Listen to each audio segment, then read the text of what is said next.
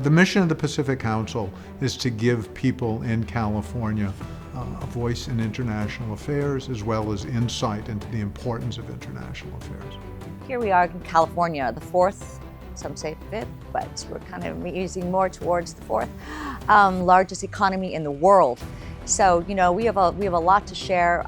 We have a lot to say. It's important for us to be positioned in a place globally to make sure that our voices as Californians are heard, and that we can share our very unique perspective that we see from where we sit here, right, you know, on the edge of the United States, right here on the Pacific. The Pacific Council is a membership organization, first and foremost.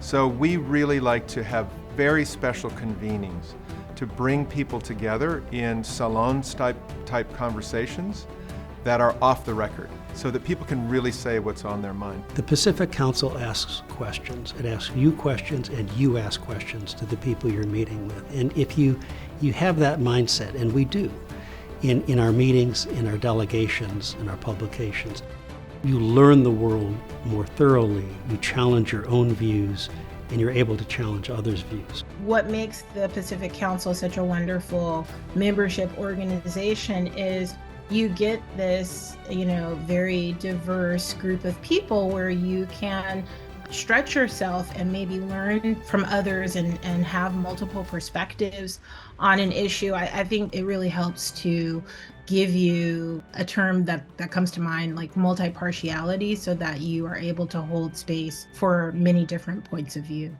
We're not a think tank, but if we were, we would be more like a think and do tank.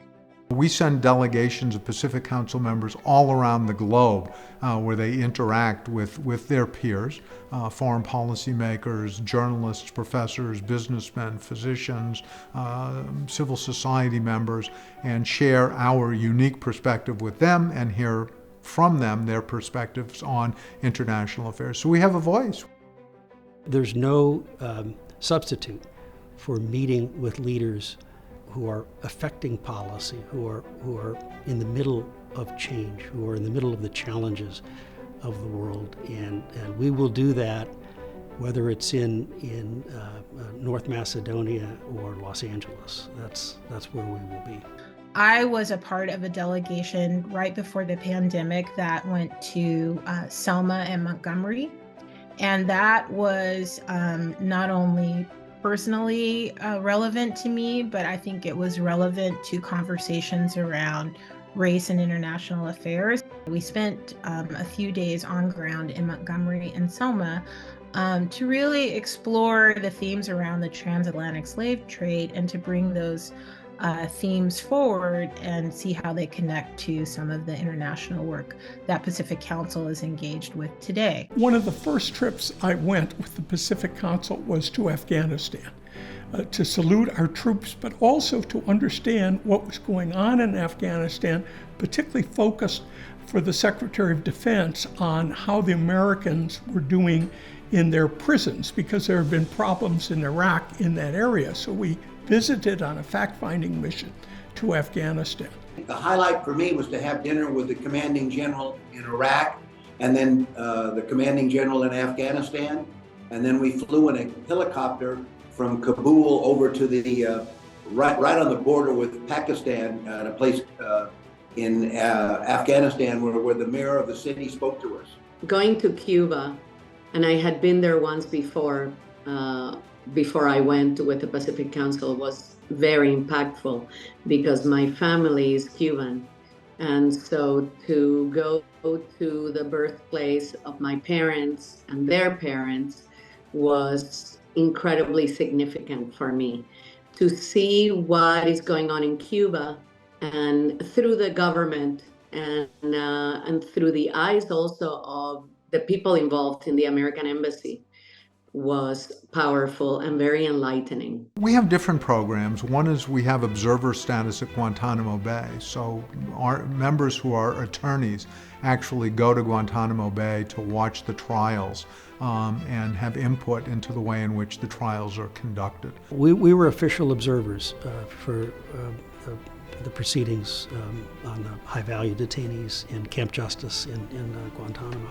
Jerry didn't just send me to Guantanamo, he helped push us to make a difference. There's really important issues on due process and whether you have the death penalty. We knew we couldn't affect those, but we knew that there were areas that we could affect, that would make a difference, and would make a difference in part to how this country is viewed.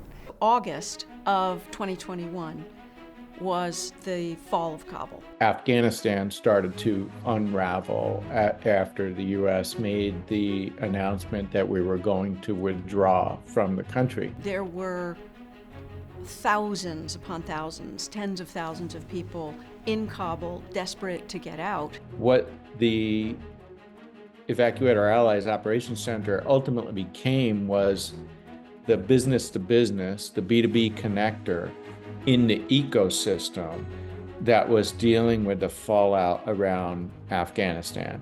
It was an unbelievable effort, and lives were saved. People were gotten out who would otherwise not have gotten out. So it was really an amazing experience. It was probably the most intense experience of my life. The future of this country lies in the West Coast, demographically and otherwise.